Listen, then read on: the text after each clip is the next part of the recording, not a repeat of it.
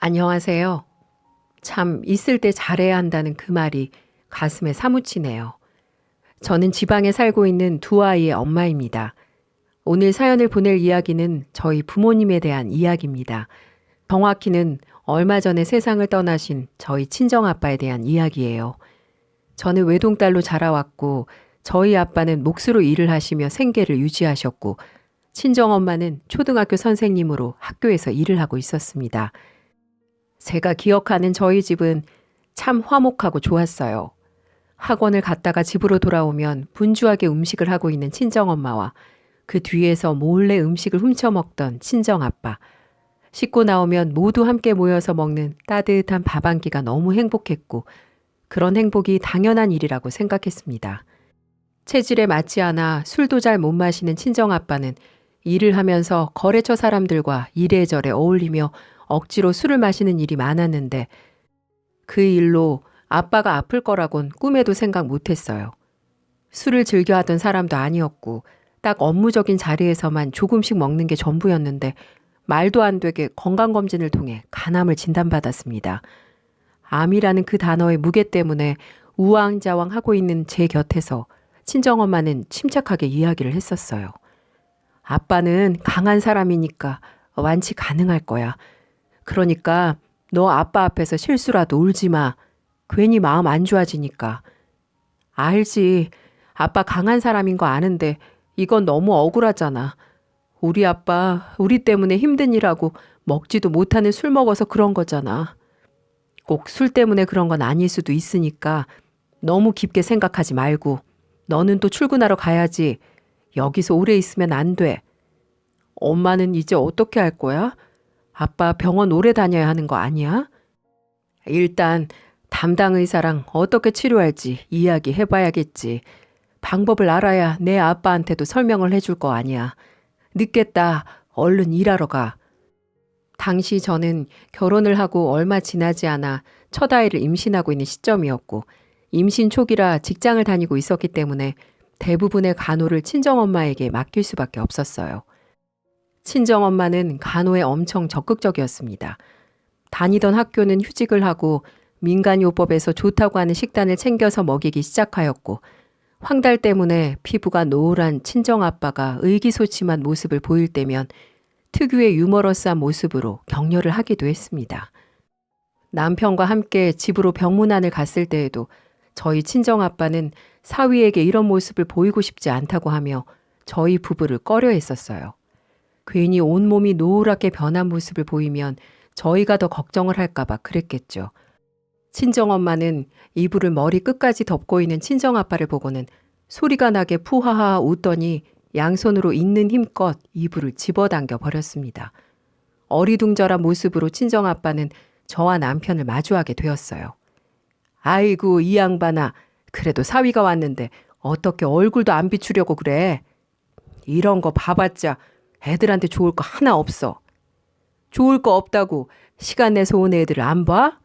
얘들아, 앞으로 병문안 올 때 귤 같은 건 절대로 안 사와도 된다. 이 양반 얼굴 한번 봐봐. 노란 게 꼭 잘 익은 귤 같지? 너희 온다고 미리 귤 준비해 둔 거야. 그렇게 심각하게 앉아있지 말고 앉아. 이 사람이 너희 오니까 부끄러워서 그런가 보다. 어서 앉아, 앉아. 저희를 보기 민망한지 몇 번이나 얼굴을 숨기던 친정아빠도 이런 상황이 몇 번 반복되고 나니 저희가 병문안을 가도 자연스럽게 받아들이기 시작했습니다.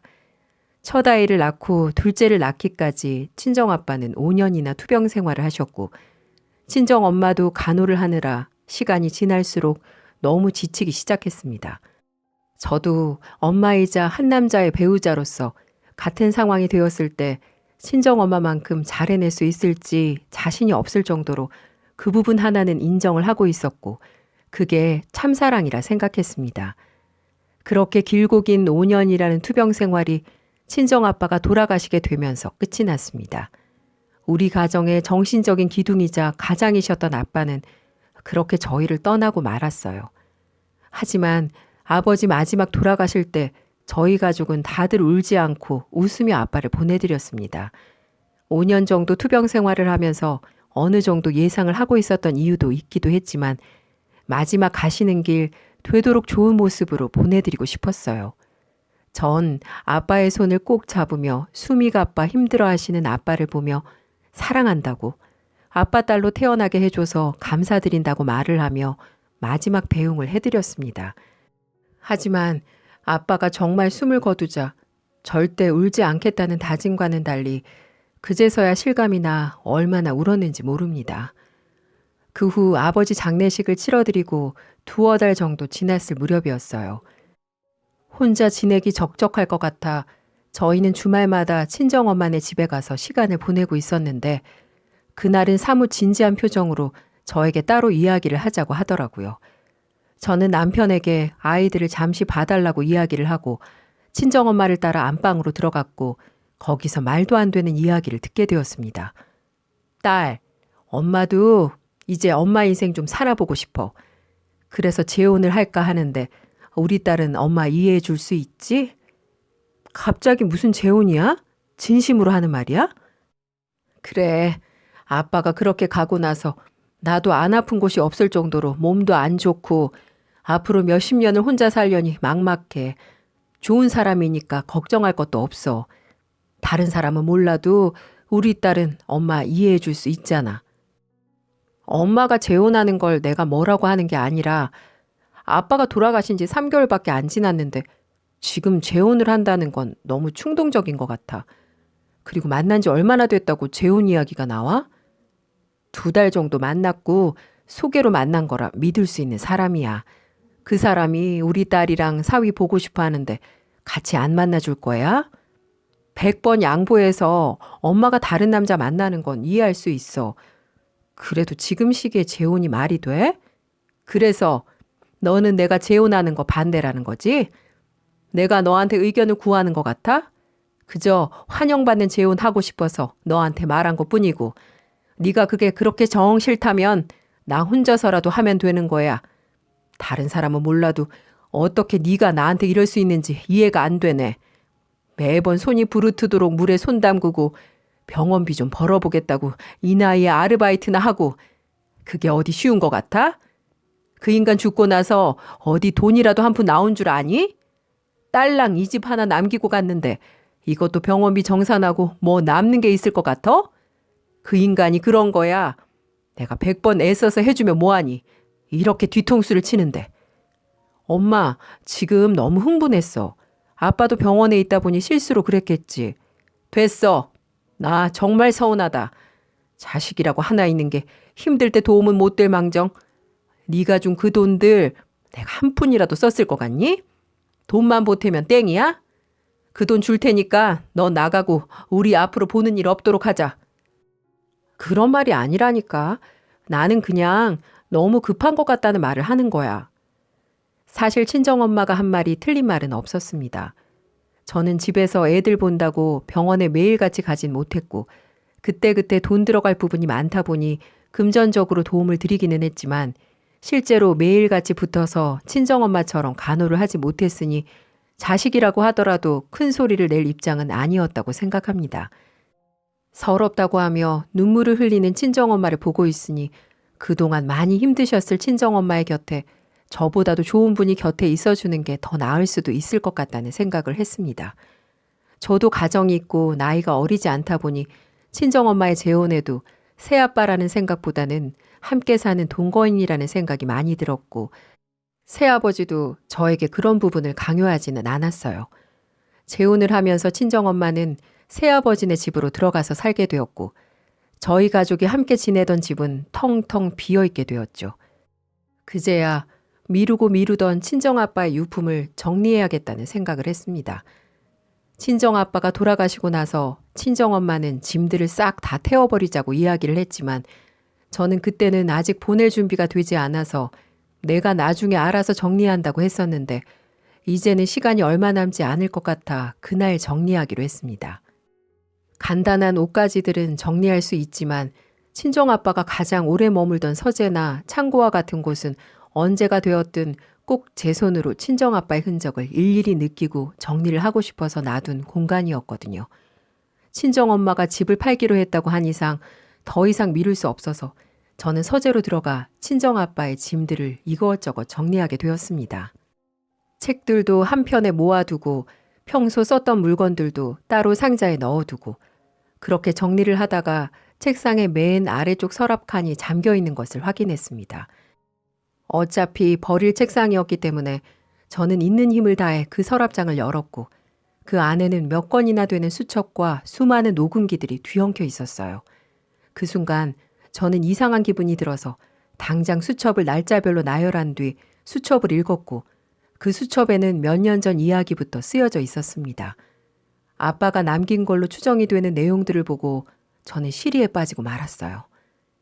2006년 4월 25일.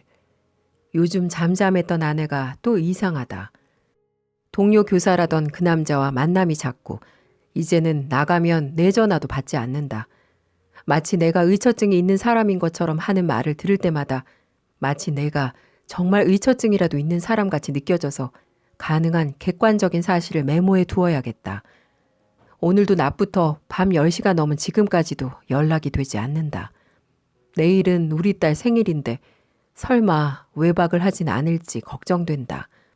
딸아이가 제주도에 가고 싶다고 해서 표도 다 끊어뒀는데 불안하다. 2006년 4월 28일. 결국 아내가 외박을 하는 바람에 딸아이와 둘이 여행을 오게 되었다. 이모네 집에 급한 일이 생겼다고 둘러대긴 했지만 이번에는 단단히 말을 해야겠다.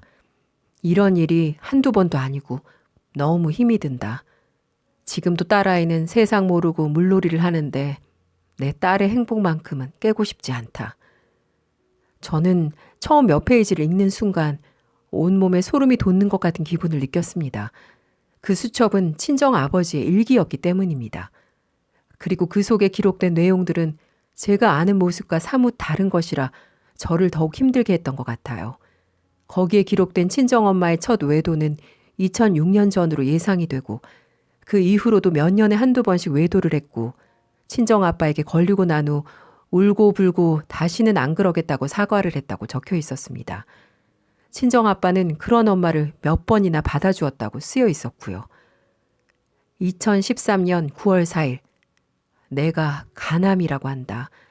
한평생 가족들을 위해 일을 한 내가 간암에 걸렸다는 사실이 전혀 와닿지 않고 마치 꿈을 꾸는 것 같다.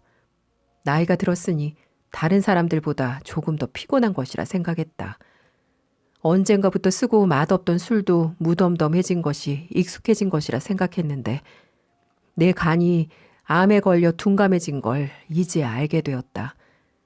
일을 하다가 김씨의 실수로 손가락 하나가 잘렸을 때가 더 아팠던 것 같은데 암이라는 게 뭐길래 사람을 이렇게 겁먹게 만드는 걸까? 결혼은 했지만 아직도 어린 내 딸 연정이에게 든든한 아빠가 되어야 하는데 자꾸만 속이 쓰리다. 2014년 1월 9일. 이제 아내가 나에게 이혼을 해달라고 한다. 하고 싶은 것도 못하면서 좋은 엄마로 살아왔으니 이제 본인을 놔달라고 한다. 아내가 원래 자유로운 사람인 걸 알고 있었지만 그래도 내가 이 세상을 떠날 때까지만이라도 좋은 엄마로 남아있어 주길 바란다. 그래야 혼자 남을 내 딸이 이웃남의 자식으로 기억되지 않을 테니까. 이기적인 내 욕심인 걸 알지만 아내에게 내가 죽을 때까지만 함께 살아달라고 울며 빌었다. 2019년 5월 27일. 요즘 갑자기 아르바이트를 한다고 하는 아내가 수상하다.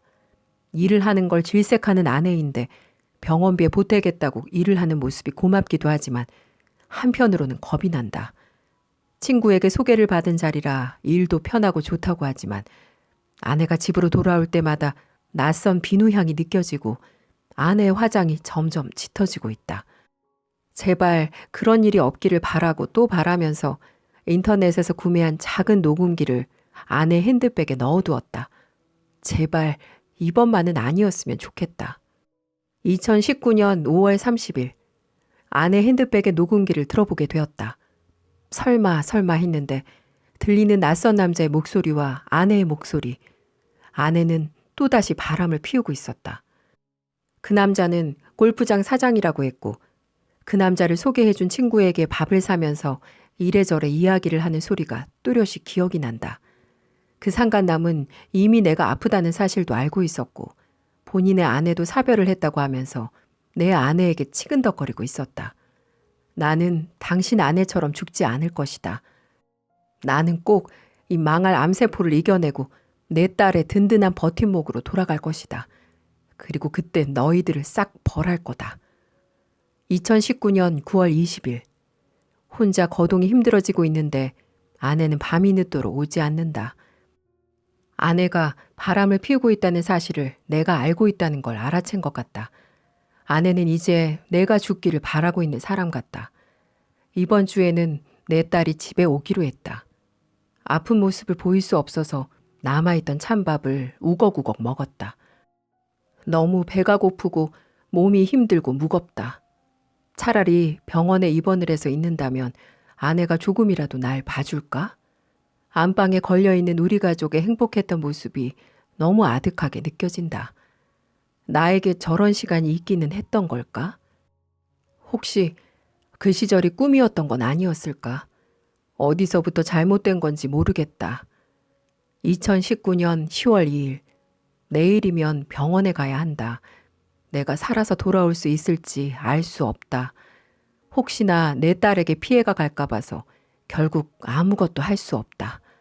이런 무력한 나라도 내 딸은 이해해 줄까? 이제 그만 포기하고 싶다. 이번 항암 치료는 또 얼마나 아플까?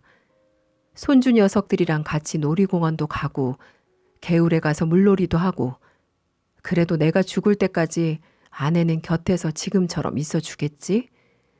우리 딸은 늘 우리 부부처럼 살고 싶다고 하지만 나는 그런 말을 들을 때마다 소름이 끼친다.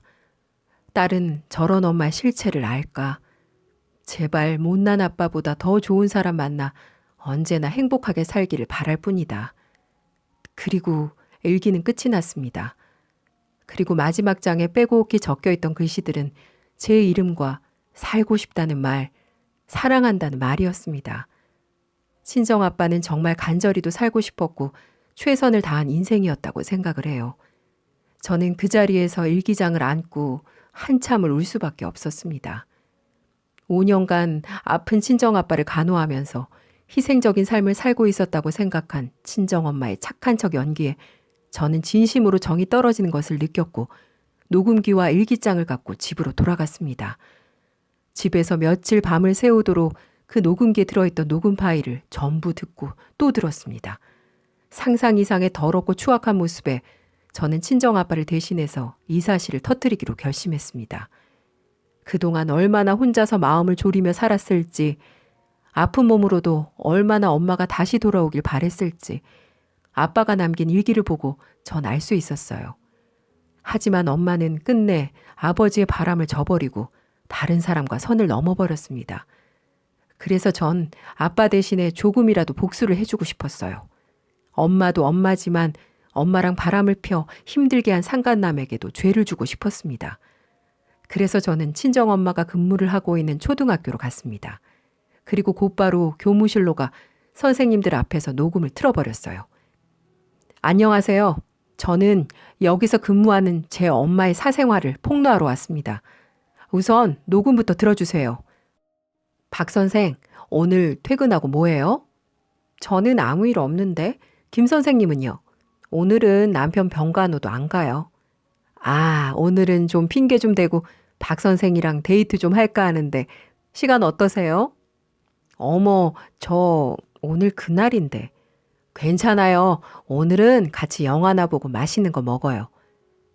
여기 계시는 선생님들 들으셨죠? 이게 지금 제 엄마와 박 선생님이라는 사람이 나눈 대화입니다. 이 두 사람 때문에 우리 아빠는 혼자 상처를 받고 매일을 울다 얼마 전에 암으로 돌아가셨어요. 그래서 제가 여길 찾아오게 된 이유입니다. 선생님들도 다들 가정이 있으실 텐데 도와주세요. 이런 사람들이 학생들을 가르치는 선생님이라고 할 수 있겠나요? 아마 다들 이 박 선생님이라는 사람 목소리 들었으니 누군지 아실 거예요. 분명 이 자리에 있을 거고요. 제가 경고하겠습니다. 지금은 제가 선생님들에게만 이 녹음을 틀었지만 지금 당장 교직에서 내려오지 않는다면 이곳 학생들, 학부모들 그리고 교육청에까지 민원을 제기해서 제 있는 힘을 다해 응징해 드리겠습니다. 그렇게 저는 마지막 경고를 하고 교무실에서 나왔습니다. 그러자 엄마가 저를 붙잡으며 조용한 곳으로 끌고 가더군요. 너 이게 뭐 하는 짓이야? 이거 다 뭔데? 아주 나 죽는 꼴 보고 싶어서 한장했어? 엄마야말로 한장했어? 아빠한테 미안하지도 않아? 도대체 몇 년이나 이런 생활을 한 거야? 나는 엄마 잘 먹고 잘 사는 꼴 못 보겠어. 엄마는 우리 가족이었던 적이 없으니까. 아빠 일기장에 적혀 있더라. 엄마가 밥도 안 챙겨준 덕분에 차가운 밥을 우걱우걱 먹었다고. 살아보겠다고 그렇게 애쓰는 사람을 두고 어떻게 엄마 혼자 잘 먹고 잘 사겠다고 이럴 수 있어? 엄마는 내가 알던 사람이 아니야. 모든 게 가식이었어. 그러니 엄마도 각오해야 될 거야. 난 지금도 혼자 암투병 하면서 마음 졸이면서 혼자 감당해야 했던 아빠를 생각하면 가슴이 터져버릴 것 같아. 근데 엄마는 그 남자랑 침대에서 붙어 먹었겠지? 더러워. 전 제가 친정엄마에게 할 수 있는 가장 확실한 복수는 본인이 뿌린 것들을 거두는 것이라 생각했고 서서히 목을 조이기 시작했습니다. 친정엄마는 저에게 하루가 멀다 하고 전화와 문자를 했어요. 너 지금 나 죽이려는 거야? 너 정말 왜 그래? 빨리 이거 아니라고 사람들한테 설명해. 왜? 엄마가 다른 남자들 만나고 다닐 땐 이런 거 생각 못 했어? 아빠가 알고 있을 때 눈 감아줄 때 그만했었어야지. 이거 다 엄마가 뿌린 것들이잖아. 아, 남자가 너무 많아서 기억도 잘 안 나려나? 엄마한테는 내가 특별히 녹음기에 녹음된 파일들 다 넘길 테니 한 명씩 회상해봐. 아빠가 몇 년 동안 이거 녹음하면서 무슨 생각을 했을지 생각해 본 적 있어? 내가 그런 걸 왜 생각해? 그 인간 죽어서까지 나를 애먹이네. 내가 너희 아빠 만나고 너를 낳은 게 제일 후회가 된다. 엄마, 정말 안 되겠다. 아니, 이제 엄마라고 부르기도 싫어. 강희숙 씨. 그렇게 당신 멋대로 하고 싶었으면 결혼을 하지 말지 그랬어. 난 이제 엄마 없고 당신은 이제 자식 없는 거야. 앞으로 많이 고단할 텐데 혼자 잘해보시고 앞으로는 가정 있는 남자는 웬만하면 만나지 말고 다녀요. 우리 가정 망했다고 다른 가정까지 망칠 필요는 없잖아. 이번 기회에 똑똑히 배우고 똑바로 살아. 저는 전화를 끊고 친정엄마의 번호를 차단해버렸습니다. 가정이 있는 사람들끼리 만났으니 서로가 상간남이고 상간녀인데 상간남 소송을 할 수 있는 친정아빠가 돌아가신 마당에 친정엄마는 그저 유일무이한 상간녀가 되었죠. 그리고 결국 나이 처먹고 상간녀가 된 엄마는 다니던 학교에서도 파면됐습니다. 물론 상간남도 마찬가지고요. 제가 파면될 때까지 학교와 해당 교육청에 민원을 제기했거든요. 그리고 동료들과 학부모들 사이에도 이미 소문이 나서 어디서 얼굴도 못 내밀고 다니는 처지가 됐습니다. 결국 죄를 저지른 대가를 톡톡히 치르게 된 거죠.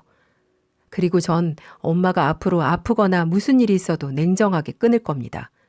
물론 저보고 그래도 엄마인데 너무한 거 아니냐고 말을 하는 사람도 있을 거예요. 하지만 이 상황을 직접 겪어보신 분들이라면 제 마음을 조금이라도 이해해 주실 것 같네요. 엄마는 그 뒤로 다른 사람 폰으로 전화해서 울면서 사과를 하고 외롭다고 오열하셨지만 전 그때도 냉정하게 전화를 끊어버렸습니다. 보니 상간남하고도 헤어지신 것 같더군요. 추잡한 사람들끼리 만났으니 오래갈 일이 없었겠죠. 저를 낳아주시고 키워주신 엄마였지만 불쌍하게 돌아가신 아빠만 생각하면 마음이 찢어질 듯 아파요. 혼자서 얼마나 외로웠을까요? 자식에게 창피해서 엄마의 파렴치한 존재를 알리지 않고 혼자서 마음 졸이며 투병 생활한 거 생각하면 너무나 마음이 아팠습니다. 제가 저지른 일들이 친정아빠가 진작 하고 싶었던 게 이런 모습이었겠죠? 몇십 년이 넘는 세월 동안 계속 다른 남자를 만나고 다니는 친정엄마를 보고 무슨 생각을 하셨을까요? 저는 감히 상상도 할 수 없는 마음일 것 같아요. 사실 저희 친정아빠는 부모님께서 일찍 돌아가셔서 친정엄마와 결혼을 할 당시에 외가댁에서 반대가 심했다고 들었습니다. 번듯한 직장도 아닌 몫으로 일을 하는 부모가 없는 자식을 누가 환영을 하겠어요. 그래서 친정아빠는 늘 외가댁에 가면 죄인이었고 집에서조차 잘못한 일이 아니라도 미안하다는 말을 달고 눈칫밥을 먹으며 살았어요. 그저 친정아빠가 성격이 좋아서 하하호호 하는 줄 알았는데 그 모습들이 그저 눈치를 보는 모습들이었네요. 저는 바보같이 친정아빠가 돌아가시고 나서야 제대로 저희 가족을 돌아볼 수 있게 되었습니다. 친정아빠의 일기장을 발견한 이후 저는 틈날 때마다 친정아빠가 잠들어 있는 곳으로 가 이런저런 이야기를 하곤 합니다. 투병 생활을 하는 긴 시간 동안 마음대로 다니지도 먹지도 못했을 모습이 눈에 아른거려서 매일같이 저녁 안주와 콜라를 사서 이야기를 하다가 와요. 친정아빠가 간암에 걸린 건 술 때문이 아니라 바람을 달고 사는 친정엄마 때문에 속이 썩어서 그런 건 아닐까 하는 생각이 듭니다. 친정엄마를 폭삭 망하게 한 사실을 친정아빠가 알고 나서 하늘에서는 두 다리 쭉 뻗고 지내셨으면 좋겠습니다. 아빠, 하늘에서는 아무 걱정 말고 미련한 엄마 생각도 하지 마시고 하늘에서 행복하게 지내세요. 저도 항상 저희를 위해서 열심히 산 아빠 생각하며 열심히 살아갈게요. 지켜봐 주세요. 아빠, 사랑해요.